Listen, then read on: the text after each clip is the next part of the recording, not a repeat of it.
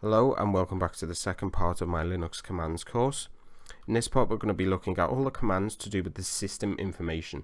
So any commands where we can get information about the system, such as reboot times, and we can see a log for when the system has been rebooted, and it will go back, I think it will go back as far as a week.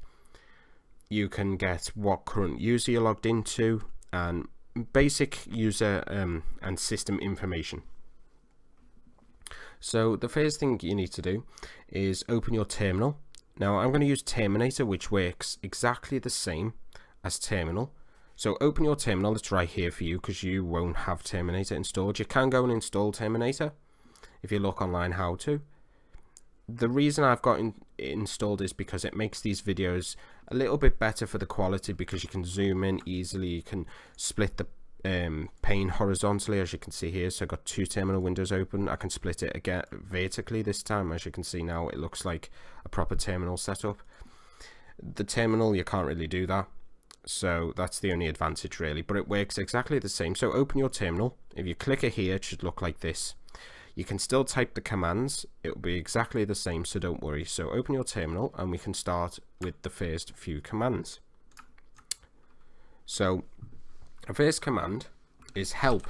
If you type help and click enter, in most scripts that you run through the terminal, such as a Python script or just any sort of application that you can run through a terminal, if you type help or H, and most of the time it's either -H or just help, you will get a help guide for the commands to do with that specific script. In this case, it's because we're just on the terminal in the root directory and we type help, we get the general commands and a help guide for the commands for the root. Now this can be a little bit confusing, so what you want to do here is, if you want to clear this, all you need to do is type clear and click enter, and that will just basically remove everything. It doesn't delete it permanently, as you can see. If I stretch it back out, it sort of goes back up. All you need to do is type it again. So anytime you resize the terminal, just type clear, and it will give you like a blank slate, basically a clean slate. So the first command to get some system information up is uname. So if you type uname -a, and basically this just displays the Linux system information. So this is the Kali Linux distribution, so this is the distribution version, and this here is the version of the actual Linux system it's running. So remember, Kali Linux, like all the other Linux systems apart from the default vanilla Linux, are all distributions. So it still uses a Linux version, but then the distribution itself has its own version, if that makes sense. The next command, I'll zoom in a little bit so you can see that a little bit better. Just type clear again to reset the terminal, and you can type now uname -r, click enter, and as you can see here, we get the kernel release information. So that's just the version and the kernel release information. The next one is uptime. You click enter. This basically just displays how long the system has currently been running for. So in my case, 50 minutes. Here it just means minutes. So for you it'll be like 5 minutes or 10 minutes, depending on how long you've had the Kali Linux system running for. Now if you're using Linux or a different distribution, it's exactly the same, so don't worry. The next command is hostname. So if you just type hostname, click enter, this just basically displays the hostname. If you type hostname hyphen, so the hyphen I, and click enter, that will give you your IP address. So that is the IP address of the host. This is an internal IP address, so it doesn't matter that you can see this, it doesn't matter if other people can see it, because the internal IP address is basically useless. You want to sort of hide your external IP address though, but we'll talk more about that later on. So that is just a command for your IP address, internal IPv4 address. The next command is last reboot. So if you click enter and type last reboot, you can see a log of the recent reboots. So the most recent one is at the top, as you can see, on the 1st of January on Tuesday, at 13 minutes past 4 in the afternoon, there was a reboot.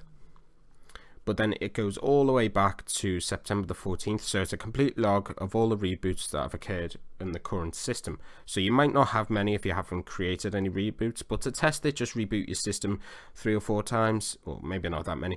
You get the idea, and then just type /reboot in the terminal, and you should get a log of your recent reboots. Type clear again to remove all of that. You type date, it'll give you the current date and time.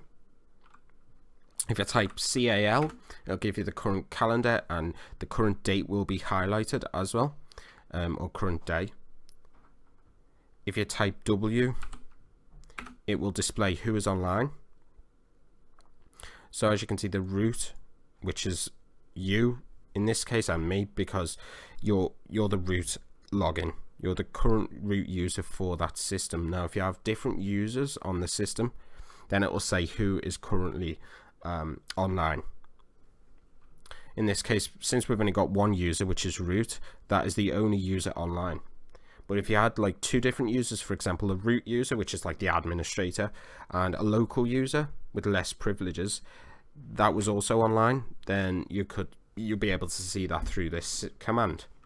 If you type who am I, which is the last command for system information, if you click enter, it says root. So you can see who you are. So for example, if you're in a situation where you get access to a terminal, it doesn't matter what distribution, a Linux terminal, you can type who am I to see what current user is logged in. Now that will be for that specific system. So if you get a laptop and type who am I on the terminal, it'll either say root or whatever the user account name is, so you know exactly who you're currently logged in as.